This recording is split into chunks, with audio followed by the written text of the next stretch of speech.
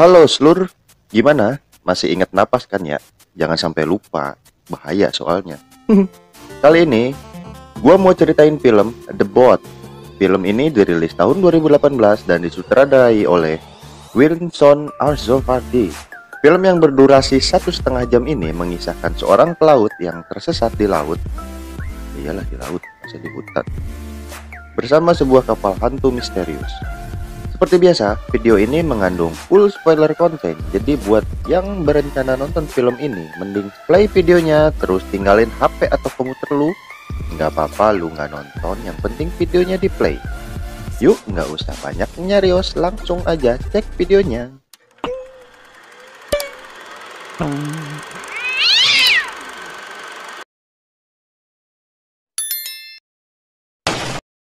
Scene dimulai dengan memperlihatkan seorang pemuda yang akan memancing ke laut dengan menggunakan perahu bot kecil.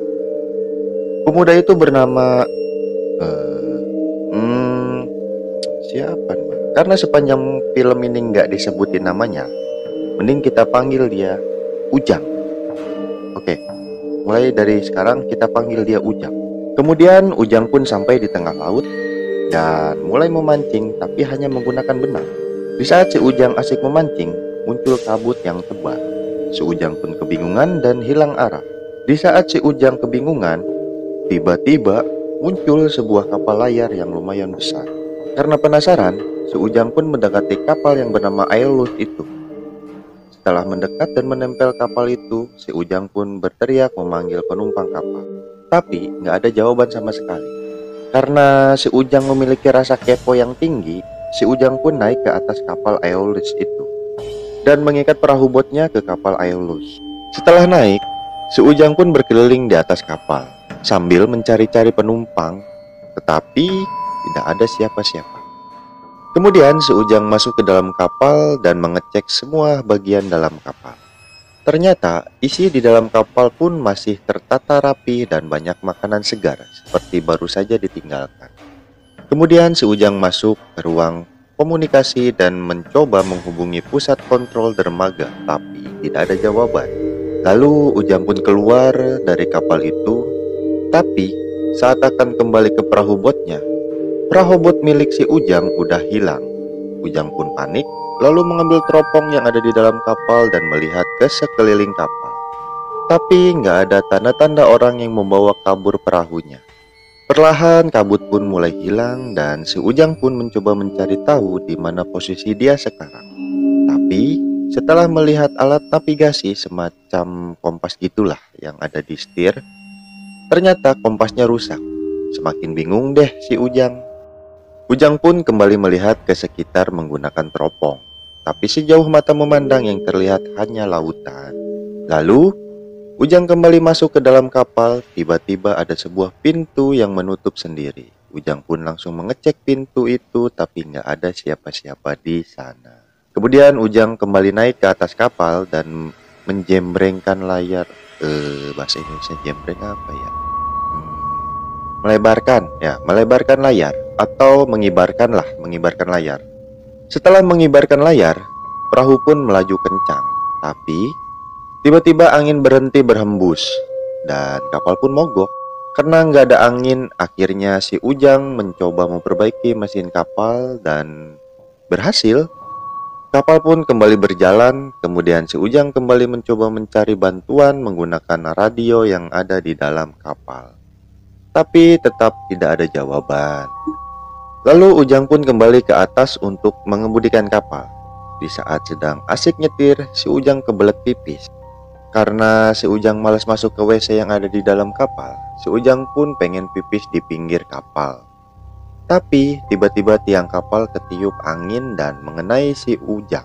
Ujang pun kedorong dan hampir tercebur, tapi dia berhasil naik lagi ke atas kapal. Nah kan, makanya jangan pipis sembarangan, jadi kualat kan. Oke lanjut.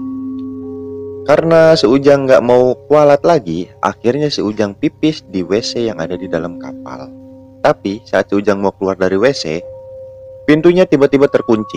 Ujang pun melakukan berbagai macam cara untuk membuka kunci, tapi tetap tidak bisa. Saat Ujang membuka tempat sabun, dia melihat ada bercak darah di sana. Di saat Ujang berusaha membuka pintu, radio komunikasi berbunyi dan memperingati bahwa kapal yang dinaiki si Ujang harus dibelokkan. Kalau tidak, dia akan menabrak kapal kargo yang sedang melintas. Ujang pun mengintip ke jendela dan melihat ada sebuah kapal kargo yang besar mulai mendekati kapalnya. Ujang langsung panik dan mencoba mendobrak pintu WC, tetapi ya tetap aja nggak bisa.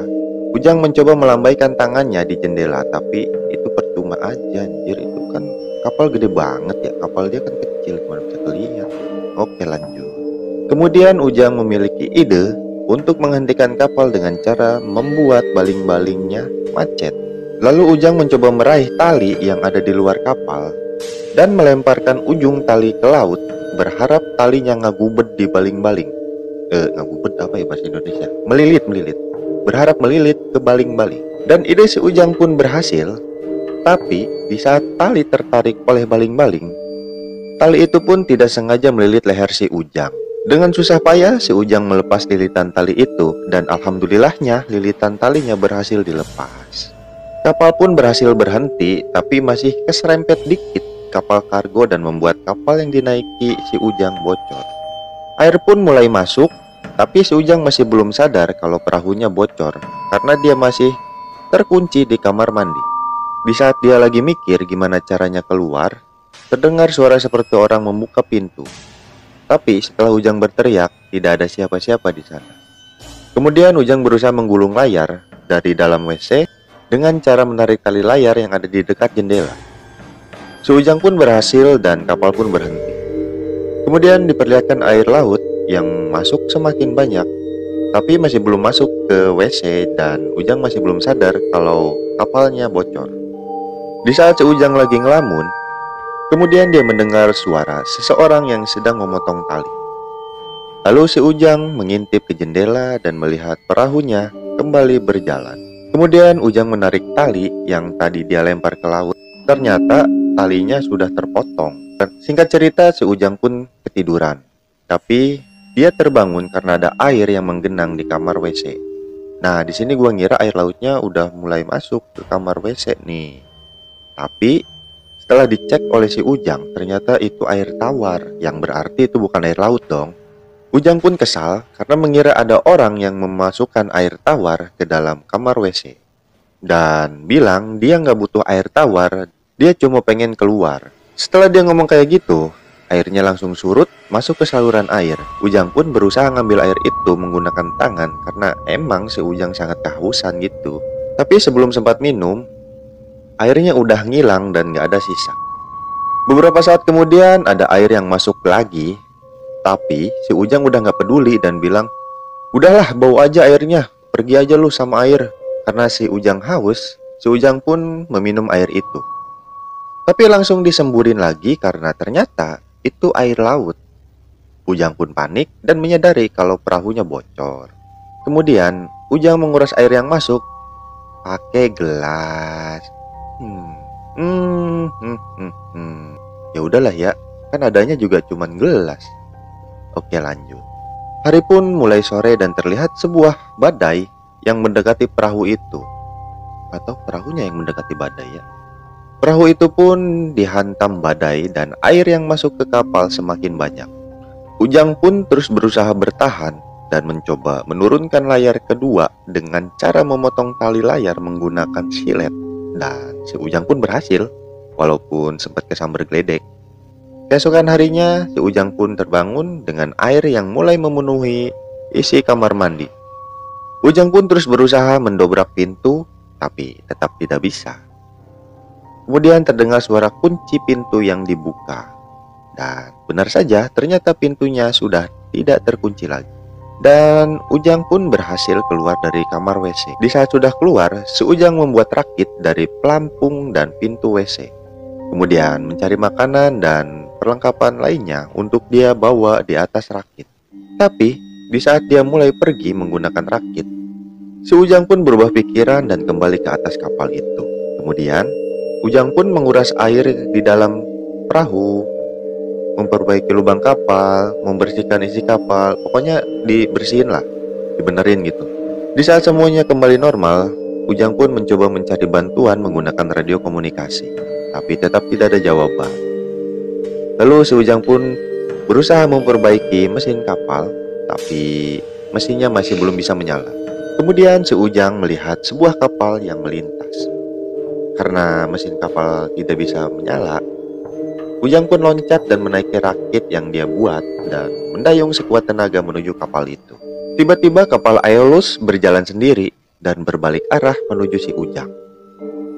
Kemudian kapal itu menabrak rakit yang dinaiki si Ujang. Ujang pun loncat ke dalam laut. Sekarang udah semakin jelas deh. Ini kapal kayaknya benar-benar ada hantunya. Oke, lanjut.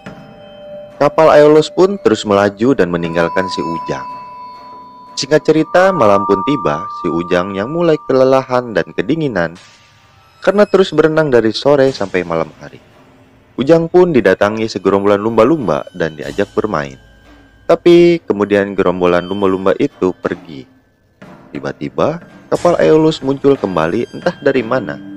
Karena si Ujang udah nggak kuat, Ujang pun kembali naik kapal itu. Lalu Ujang memeriksa kapal itu dan mencari seseorang yang menyetir kapal. Tapi tidak ada siapa-siapa di sana. Kemudian Ujang mengambil selimut dan tidur. Keesokan harinya, di saat Ujang akan keluar, ternyata pintunya terkunci lagi. Senang amat kunci orang. Kemudian Ujang mendengar suara dari arah kamar mandi dan menemukan sebuah pintu kecil yang mengarah ke ruangan rahasia dan memiliki akses keluar kapal lewat jendela kecil. Si Ujang pun berpikiran ada orang yang bersembunyi di situ, yang selama ini ngerjain dia gitu. Ujang lalu masuk ke dalam ruangan itu dan menemukan stok makanan dan pisau yang digunakan untuk memotong tali waktu dia terjebak di kamar WC. Ujang pun berusaha membuka jendela, tapi tidak bisa. Kemudian pintu kecil di bawah terkunci lagi. Aduh, seneng banget kunci orang Dan ya membuat si Ujang pun terjebak lagi. Si Ujang pun hampir kehabisan napas karena tidak ada ventilasi sama sekali di ruangan itu. Oh, berarti ya nggak mungkin ada orang dong. Si Ujang baru bentar aja udah mau kehabisan napas, apalagi seharian. Oke, lanjut. Di sisi lain, kapal terus melaju dan akan menabrak dermaga. Tapi, tiba-tiba kapal berbelok sendiri. Kemudian kapal pun bersandar di dermaga dan semua pintu di dalam kapal pun kembali terbuka. Lalu Ujang turun dari kapal dan memeriksa dermaga dan mencari orang yang menyetir kapal Aeolus. Tapi, setelah mencari kemana-mana, nggak ada siapa-siapa di situ. Saat Ujang akan kembali ke kapal itu pun kembali berlayar tanpa awak. Si Ujang pun mengikuti kemana arah kapal itu pergi. Tapi di saat kapal itu melewati mercusuar dan menuju laut lepas, kapal itu pun menghilang dan membuat si Ujang kebingungan. Ujang pun pulang. Saat akan masuk ke dalam rumah, dia mengecek tempat parkir perahu dan ternyata perahu bot milik dia sudah ada di sana. Kemudian kamera menyorot ke arah celah batu tempat si Ujang keluar untuk memancing menuju laut lepas. Dan terlihat kapal Aeolus seperti sedang mengawasi si Ujang. Film pun selesai. Di film ini subtitle sama sekali nggak kepake, anjir. Sepanjang film si Ujang nggak ngomong, kecuali pas dia ngomong di radio sih, sama pas ngedumel pas lagi kesel. Selebihnya nggak ada. Jadi kesimpulan yang gue dapat, kapal Aeolus itu kayak punya nyawa gitu. Buktinya kapal Aeolus ini balik lagi buat nolongin si Ujang pas berenang di laut dan udah kelelahan gitu. Nah, kalau menurut gue sih itu rasa terima kasih si kapal karena si Ujang udah benerin kapalnya gitu pas lagi bocor dan gak jadi karam. Ya kalau orang mah ditolongin waktu sekarat gitu. Terus waktu si Ujang ngeliat kapal lain, kayaknya itu kapal hantu juga sih, cuman itu kayaknya kapal hantunya jahat gitu kan. Terus dicegah sama si Aeolus ini, jadi si Ujang ini nggak jadi ngedeketin kapal. Kenapa gue bilang itu kapal hantu? Soalnya kan si Ujang nyebur itu cuman persekian detik lah, tapi pas dia nongol lagi udah nggak ada kapalnya. Ya kurang lebih teorinya gitulah. Atau kalau punya teori lain ya kita diskusi aja di bawah, oke? Yaudah segitu aja video gue kali ini. Jangan lupa subscribe channel gua kalau lu mau subscribe, tapi kalau enggak ya usahain subscribe lah. Terus follow juga sosial media gua ada di Twitter dan di Instagram. Cek aja, linknya ada di deskripsi. Yaudah, gitu aja. Jangan lupa makan biar nggak lemes, dan jangan lupa napas biar nggak mati. Oke, see you.